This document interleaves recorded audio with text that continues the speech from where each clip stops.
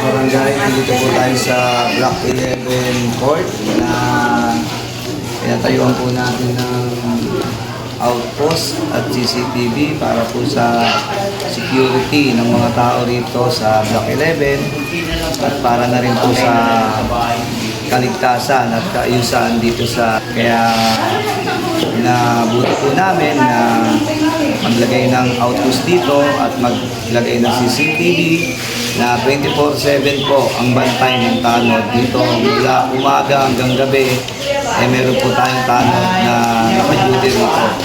Kaya sa awa ng Diyos, ayan, meron po tayong outpost, linker yan. Yung linker, yung linker, sakto yung linker. Tapos pinagawa na rin po natin yung ating mga kalye. Pinagawa na po natin yung ating kalye. Ayan. Walang pangarap ha? Walang pangarap po. Tapos ito po yung court na maglalaro. Ibang patulas na. Ito po yung lapit tayo ka sa amin niya rin.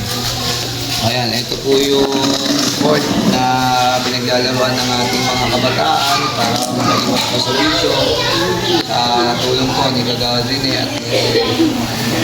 ni Kuya Ban para maayos pang para maayos ng Block 11. Kaya sisimulan na po natin yung liga dito sa Block 11 half court. Kaya mga barangay, salamat sa inyong panonood. Mga barangay, yan po, inaayos po natin yung ating outpost dito sa Dalilong para po magandang tignan ngayong magpapasko. Ayan. Ayan po yung ating outpost. Ayan. Kulang pa po yan. Marami pa po tayong ilalagay na design. Tulad po sa loob, yung mga design yan. Ayan yung ating puso. Ayan.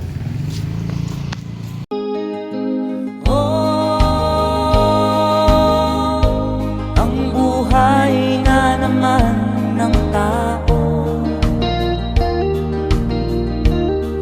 di mo maintindihan at di mo malaman kung saan ka tutungo.